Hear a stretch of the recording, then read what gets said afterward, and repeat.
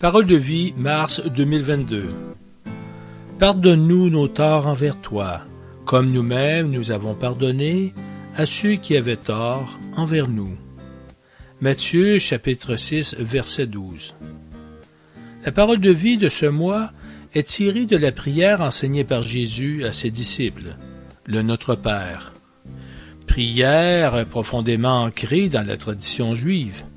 Les Juifs également appellent Dieu Notre Père. Les mots de cette phrase nous interpellent. Pouvons-nous demander à Dieu d'annuler nos dettes, comme le suggère le texte grec, de la même manière que nous sommes nous-mêmes capables de le faire avec ceux qui ont un manque envers nous? Notre capacité de pardon est toujours limitée, superficielle, conditionnée. Si Dieu devait nous traiter selon cette mesure, ce serait une véritable condamnation.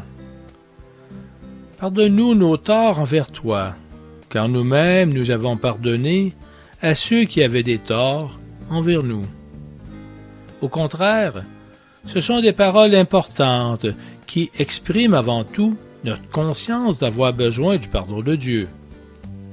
Jésus lui-même les a dites à ses disciples, et donc à tous les baptisés, pour qu'à travers elles, ils puissent se tourner vers le Père avec un cœur simple.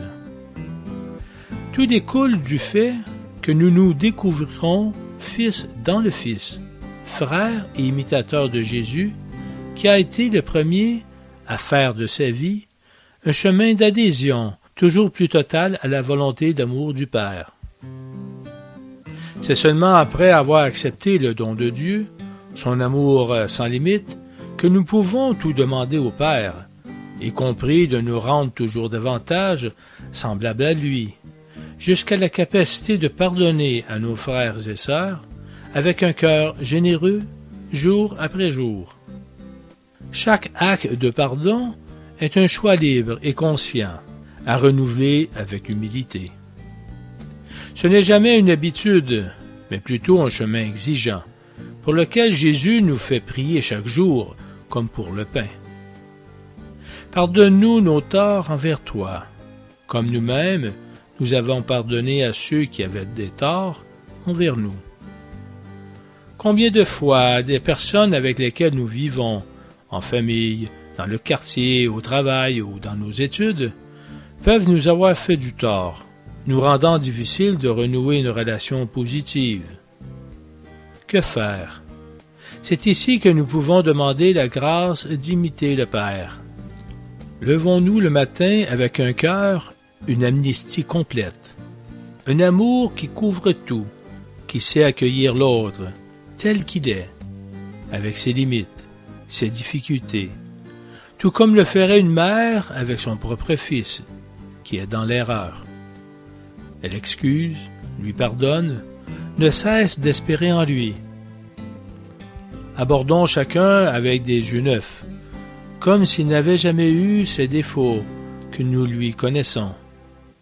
Et recommençons cela à chaque fois, sachant que Dieu, lui, non seulement pardonne, mais oublie. C'est aussi la mesure qu'il nous demande. C'est un objectif élevé, vers lequel nous pouvons marcher à travers une prière confiante. Pardonne-nous nos torts envers toi, comme nous-mêmes nous avons pardonné à ceux qui avaient des torts envers nous. Toute la prière de notre Père a la perspective du nous, de la fraternité. Je ne demande pas seulement pour moi, mais aussi pour et avec les autres. Ma capacité de pardon est soutenue par l'amour des autres, et, d'autre part, mon amour peut en quelque sorte ressentir l'erreur de mon frère. Peut-être cette erreur dépend-elle aussi de moi. Peut-être n'ai-je pas fait toute ma part pour qu'il se sente accueilli, compris. À Palerme, en Sicile, les communautés chrétiennes vivent une expérience intense de dialogue qui nécessite de surmonter bien des difficultés. Biagio Isina raconte. Un jour, un ami pasteur nous a invités chez des familles de son église protestante qui ne nous connaissaient pas. Nous avions apporté quelque chose à partager pour le déjeuner, mais ces familles nous ont fait comprendre que cette réunion n'était pas vraiment bienvenue. Zina leur a alors gentiment fait goûter certaines des spécialités qu'elle avait cuisinées et à la fin, nous avons déjeuné ensemble. Après le déjeuner, ils ont commencé à souligner les défauts qu'ils voyaient dans notre Église. Ne voulant pas entrer dans cette guerre verbale, nous leur avons dit « Quel défaut, quelle différence entre nos Églises peut nous empêcher de nous aimer ?» Habitués à des diatribes constantes, ils ont été étonnés et désarmés par une telle réponse, et nous avons commencé à parler de l'Évangile et de ce qui nous unit, qui est certainement beaucoup plus que ce qui nous divise. Au moment de nous dire au revoir, ils ne voulaient plus que nous partions.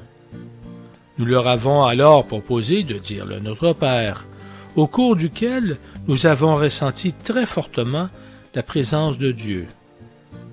Ils nous ont fait promettre que nous reviendrions parce qu'ils voulaient que nous fassions connaissance avec le reste de la communauté, ce qui fut le cas par la suite.